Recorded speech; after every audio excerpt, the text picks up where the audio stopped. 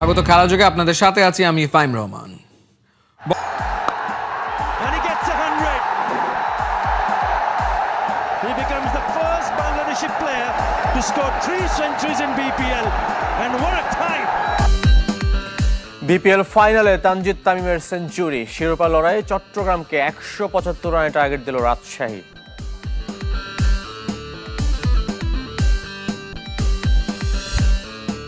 বিশ্বকাপ ইস্যুতে আইসিসিকে এক হাত নিলেন সংস্কৃতি উপদেষ্টা ফারুকী, নিরাপত্তার ঝুঁকি তুলে ধরে চাইলেন নিরপেক্ষতার প্রমাণ।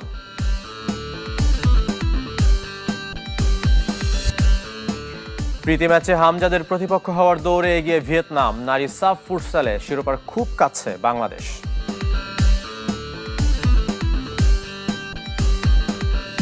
শুরুতে বিপিএলের খবর। ফাইনালে তানজিদ তামিমের সেঞ্চুরিতে চট্টগ্রামকে 175 রানে টার্গেট দিল রাজশাহী। মিরপুরের টস হেরে ব্যাট করতে নামে উত্তরবঙ্গের দলটি। প্রথম শিরোপার লক্ষ্য নবাগত দুদলের।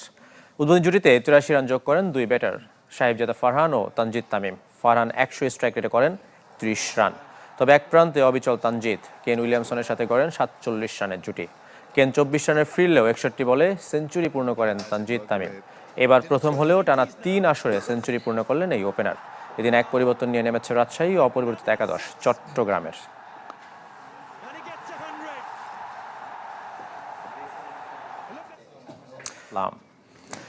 এদিকে ফাইনালের আগে টুর্নামেন্টের ট্রফি উন্মোচন করলো বিসিবি। হেলিকপ্টারে করে মাঠে এলো হীরাখচিত ট্রফি, যা নিয়ে আসেন যুব বিশ্বকাপ জয়ী অধিনায়ক আকবর আলী ও নারীদের এশিয়া কাপ জয়ী অধিনায়ক সালমা খাতুন।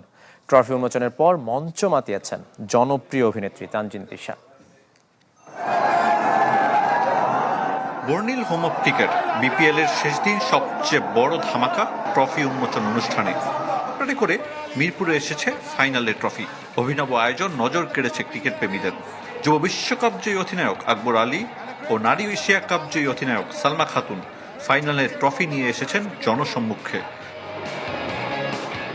দুবাইয়ে সুনিপুণ ডিজাইনে বানানো হয়েছে 25 লাখ টাকার হীরাখচিত এ ট্রফি। তাই তো বাড়তি আকর্ষণ সব দিক থেকেই। ফাইনালের আগে দু অধিনায়ক করেছেন ফটো সেশন, তারপর রঙিন ফিতা উড়িয়ে বরণ করে নেওয়া হয়েছে। ট্রফি উন্মোচনের পর নৃত্যের ঝঙ্কার উঠে শেরি বাংলায়। মঞ্চ মাতিয়েছেন তানজিন তিশা। বিপিএল এর ওপেনিং এ আমি যে অডিয়েন্স পাই সিলেটে, that was amazing. So after that আমার কাছে মনে হয়েছে যে সারা এত বছর যে কাজটা করেছি, আসলে কি অর্জন করেছি এখানে এসে আমি বুঝতে পেরেছি যে এত মানুষের ভালোবাসা, এতগুলো মানুষের ভালোবাসা, এরকম চিৎকার, এরকম এক্সাইটমেন্ট তো আসলে মিথ্যা হতে পারে না। সো আমার কাছে খুব ভালো লাগে। ইভেন আজকেও আমি অনেক সিক, আমার হাতে ফ্র্যাকচার প্লাস অনেক জ্বর ছিল, বাট আমি চাইনি কোনোভাবে আমি আসলে বিপিএল এর ফাইনালে এর বাইরে বাড়তি কোনো অনুষ্ঠান থাকছে না। ইনিংস বিরতি আর ম্যাচ শেষে আতশবাজি আর লেজার শোতে আলোকিত হবে মিরপুর শেরি বাংলা। বিশ্বকাপ ইস্যুতে এবার আইসিসিকে এক হাত নিলেন সরকারের আরেক উপদেষ্টা মুস্তাফা সরোয়ার ফারুকী। প্রশ্ন তুলেছেন সংস্থাটির নিরপেক্ষতা নিয়েও। যুক্তি দিয়ে তুলে ধরেছেন কেন ভারতের মাটিতে নিরাপদ নয় বাংলাদেশ দল ও বাংলাদেশিরা। আইপিএল থেকে মুস্তাফিজকে বাদ দিয়ে শুরুটা করেছিল ভারত। বিশ্বকাপ খেলতে ভারতে না যাওয়ার ঘোষণা দিয়ে যার রেশ টেনে নিয়েছে বাংলাদেশ। নেপথ্যে কি দুদেশের বর্তমান বৈরী ভূরাজনীতি, নাকি সত্যি জড়িয়ে দল আর সমর্থকদের নিরাপত্তা? ক্রীড়া উপদেষ্টার পর এবার নানা প্রশ্নের জবাব দিলেন সংস্কৃতি উপদেষ্টা মুস্তাফা সরোয়ার ফারুকী। সামাজিক যোগাযোগ মাধ্যমে তুলে ধরেছেন তার ব্যাখ্যা। বাংলাদেশি সন্দেহে মানুষকে পিটিয়ে মারার মতো অস্বস্তিকর খবর জানতে পারছি। গতকালও মঞ্জুর লস্কর নামের পশ্চিমবঙ্গের একজন মুসলিম ব্যক্তিকে পিটিয়ে হত্যা করা হয়েছে।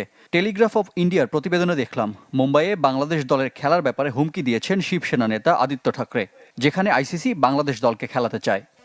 নিরাপত্তার মতো গুরুত্বপূর্ণ ইস্যুতে বাংলাদেশের কথায় আইসিসি কর্ণপাত না করলেও ঠিক একই কারণে ভারত ও পাকিস্তানের একে অপরের দেশে খেলতে না চাওয়ার দাবি মেনে নিয়েছিল আইসিসি। তাই সংস্থাটির নিরপেক্ষতা নিয়েও প্রশ্ন তুলেছেন ফারুকী। যখন পাকিস্তানে ভারত খেলতে চাইল না, আইসিসি মেনে নিল। যখন ভারতে পাকিস্তান খেলতে চাইল না, আইসিসি মেনে নিল। একই ধরনের সত্যিকারের নিরাপত্তা শঙ্কার কারণে যখন বাংলাদেশ অনুরোধ করলো, আইসিসি তার উল্টো করলো। যদি সংস্থাটি নিজেদের নিরপেক্ষ প্রমাণ করতে চায়, তাহলে নিরাপত্তা ঝুঁকি আমলে নিয়ে যে কোনো মূল্যে বাংলাদেশের ম্যাচগুলো ভারতের পরিবর্তে শ্রীলঙ্কায় সরিয়ে নিক। বাংলাদেশের নিরাপত্তা ইস্যুকে গুরুত্ব দিচ্ছেন না সাবেক ভারতীয় ক্রিকেটাররা। দেশটির 83 বিশ্বকাপ জয়ী মদন লালের অভিযোগ, পেছনে কলকাঠি নাড়ছে পাকিস্তান। আমি বাংলাদেশের বিশ্বকাপে না যাওয়ার সিদ্ধান্তকে বোকামি বলবো, কারণ এতে ভারতের কোনো ক্ষতি হবে না, বরং বাংলাদেশই সবকিছু হারাবে। বাণিজ্যিক দিক থেকে এমন বড় টুর্নামেন্টে অংশ না নিলে ওদের বিশাল ক্ষতি হবে। আমার মনে হয় পাকিস্তানই বাংলাদেশকে এই টুর্নামেন্টে না খেলতে উস্কানি দিচ্ছে। তাদের উদ্দেশ্য শুধু ভারতকে দুর্বল করা। এর আগে বাংলাদেশকে সমর্থন জানিয়ে পাকিস্তানকেও বিশ্বকাপ বয়কটের পরামর্শ দিয়েছেন দেশটির সাবেক ক্রিকেটার রশিদ লতিফ।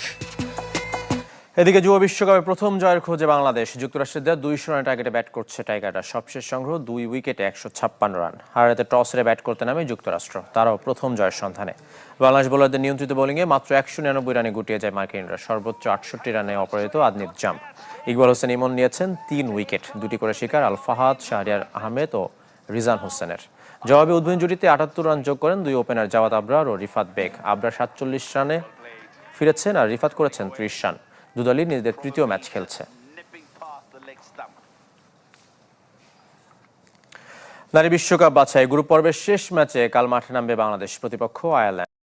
মুস্তাফিজ অপমানিত হয়েছে, আমাদের ডিগনিটিকে ছোট করা হয়েছে, কিন্তু আমি যখন জানি আমি ইন্ডিয়ায় গিয়ে ওয়ার্ল্ড কাপ খেলবো না, এবং আমি যখন জানি আমি ওয়ার্ল্ড কাপ খেলতে চাই এবং সেটা বিকল্প কোনো একটা ভেন্যুতে, তখন ওই বিকল্প ভেন্যুতে আমি ওয়ার্ল্ড কাপ খেলার জন্য যে কূটনৈতিক তৎপরতা, যে ডিপ্লোম্যাটিক চ্যানেলগুলো মেনটেন করার কথা, সেই জায়গায় যে আমি ফেইল করেছি।